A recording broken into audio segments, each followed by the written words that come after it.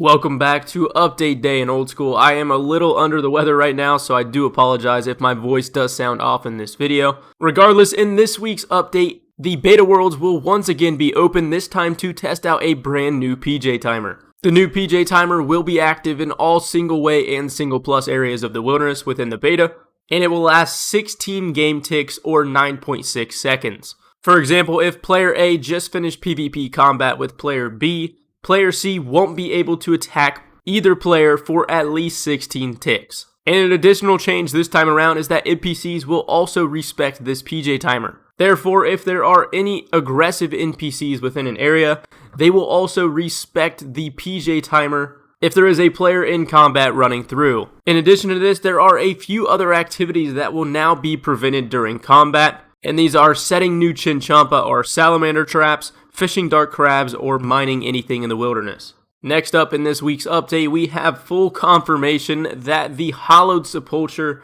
records will be completely wiped. There has been a ton of integrity issues within the personal and record best within the Hallowed Sepulchre, so while they can't be 100% sure that any of these suspicious times were set by bug abuse, and after speaking alongside the speedrunning community, alongside next week's update, they will be doing a full reset on any and all of the record times. And then finally, to round off this week's update, we have an economy update providing quite a few big details on the upcoming GE tax. And if everything does go to plan, they did confirm they want this project to launch alongside next week's update on December 8th. But let's not get too far ahead of ourselves. Originally, they did pitch a flat rate 2% tax on everything purchased and sold within the GE. And while their main priority is ultimately just removing some items and GP from the game, they don't want it to go back to the dark ages of Old School where everyone is relying on trading between player to player. So with that in mind, they've decided to lower the initial tax rate to 1% and cap the tax on any given item at 5 mil. And they do go on to give us a few examples of how this tax would ultimately look. In our first one, the guy is selling 100 cooked sharks for 975 GP each. The 1% fee charged per item would be 9.75 coins,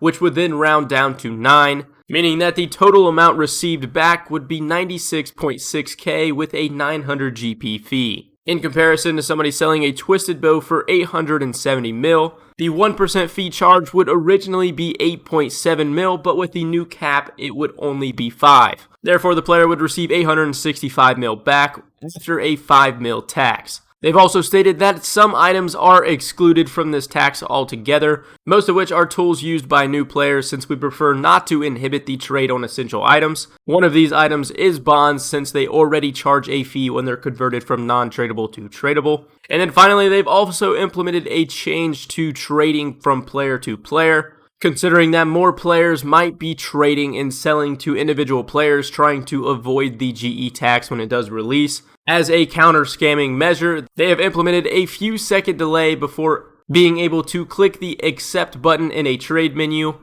after the other player has changed his items. For example, if another person puts up 10 sharks and then changes it to 5, you would then have a few second delay before you are able to accept the trade. But with that, that is everything for today's update. If you guys did enjoy the video or found it helpful, consider hitting that like button down below. And if you're not already, hit that subscribe button and turn notifications on so you're notified every time a new video goes live. I hope you guys have a great day, and I'll catch you in the next video.